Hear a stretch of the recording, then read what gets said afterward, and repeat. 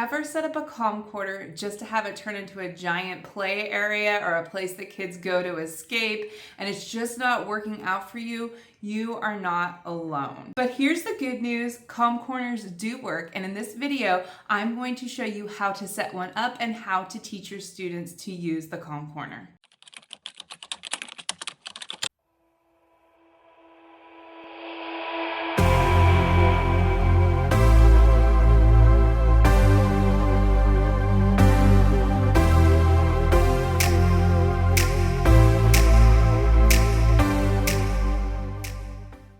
Welcome back to my channel. If you're new here, my name is Rachel from the Behavior Check-In, and I'm a K-12 behavior specialist. And today we are talking about the calm corner. Now, calm corners are not new. They've been in classrooms for a while, but I've seen a lot in classrooms, and I struggled as a teacher on how to use them appropriately because often they aren't supporting the student's regulation. They're just turning into a play place, or they're turning into an area where the student escapes. And this is because we are not correctly teaching the procedure. It's not because calm corners don't work. Calm corners matter because we're teaching a skill that the child needs.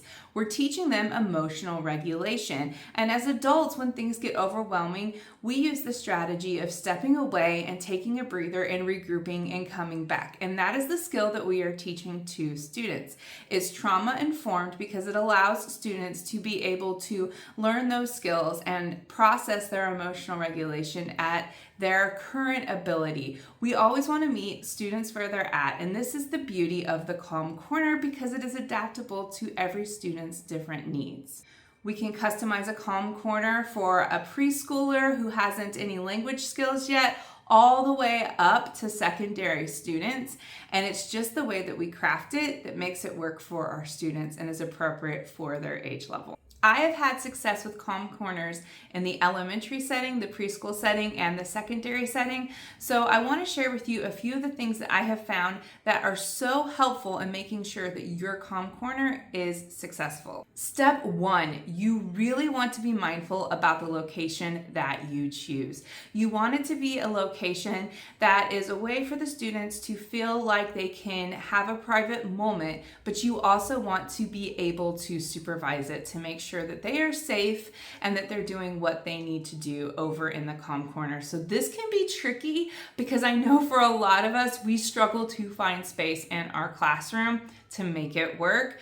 But I promise you, if you look around and you're a little creative, you can find a spot that will work for your classroom. I personally like to choose a corner that is easy for me to access when I am teaching, that is accessible for supervision, but is also tucked away and quiet. I don't like to cover it up and use too many tents or shelves because sometimes I can't see what the student is doing when I'm teaching. In my current space, I have an office. It's a sensory room / calm down area, and I have a tent in there, but I'm able to actively supervise the students, so I think that's appropriate. But when you're teaching in the classroom, this can be a lot more difficult. Step two, what to include in your calm down corner. It can be whatever you need to make it, as fancy as you want to make it or as easy as you want to make it. But the most important thing is making sure that it is beneficial for your students and that it is appropriate, age appropriate for your students. We don't want to provide a calm down corner that has complex visuals and things for a student that isn't able to access that. We don't want to set up a calm down corner with graphics and things that are babyish and not appropriate for a secondary student. What I like to include in my calm corner is I like to have a comfortable seat. This can be a beanbag chair. A lot of teachers do this because it's not a rolly chair. I would not recommend a rolly chair, even a rocking chair. They will be rolling and rocking all over your calm corner, and that will be stressful to you, and then you will need a calming space. So I like beanbag chairs because they offer that sensory input and they kind of wrap around the student.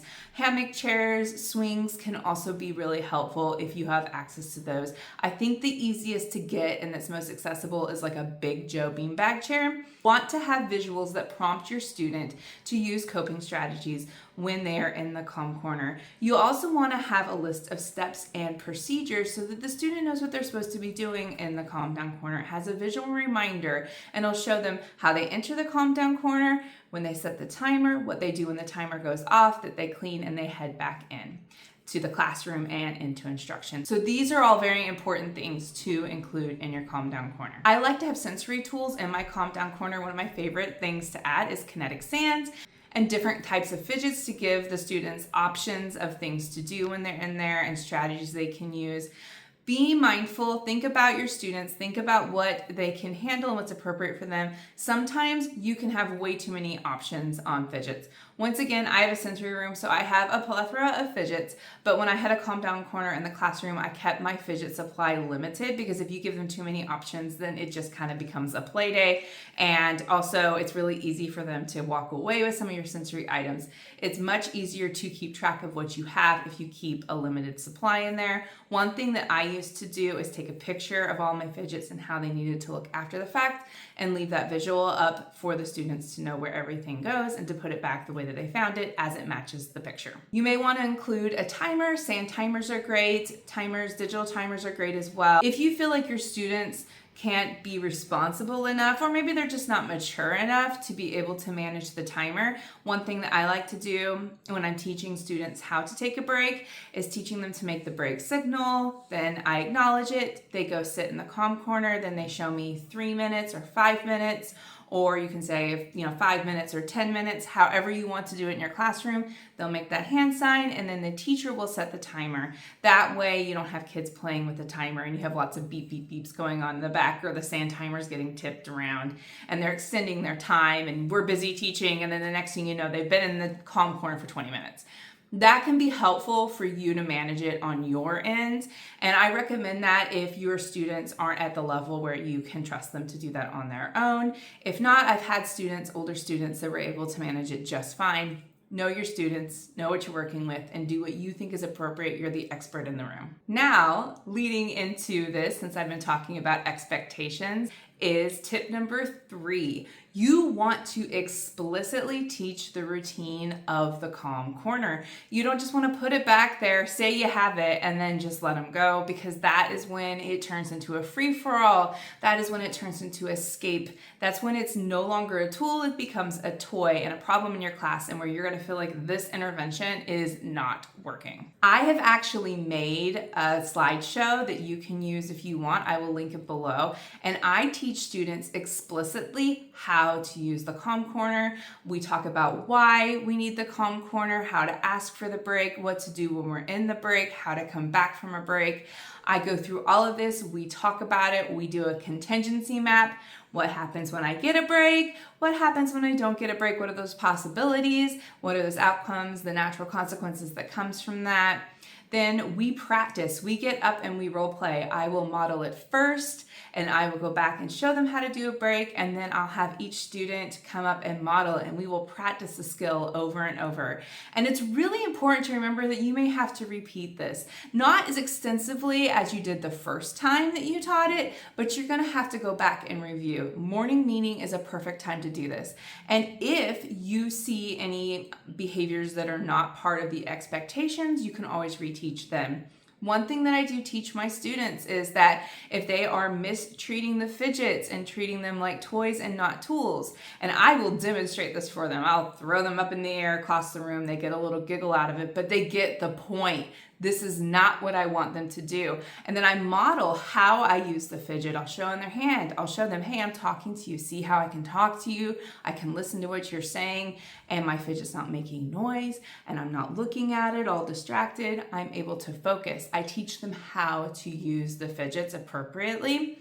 And I let them know that if there's fidgets that we aren't treating nicely, then the fidgets will have to go away until we can treat them nicely. And when you say these things, honor that, follow through. Yeah, they're gonna be upset when their favorite fidget that they were throwing across the room or bouncing like a bouncy ball or whatever has to go up, but you set that expectation and you're following through. and they will pick up on that and they will do what they need to do and handle it appropriately. If you're ready to start your Calm Corner, I have got you. I have made a whole bunch of printables that you can print out and put together. It looks just like mine, and it'll set up your space as an inviting, calming space that's designated for calming down. That's really important, is to have a designated space once again, and allowing the kids to know that that is what that spot is for. It's for calming down, it's not for playing. And that's why I set up these distinct Zen Zone visuals so that the kids can see that. I have the different visuals that you can use on the wall that they can practice.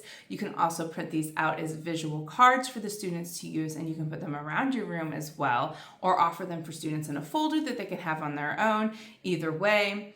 I also have my video that I use to teach students how to use the Calming Corner as well, and I will have all those linked below in my TpT Store if that's something that you're interested in. Once again, thank you for watching this video. If you found it helpful, please share it to a teacher that could benefit from this. Thank you so much for coming to my channel, and I will catch you in the next one.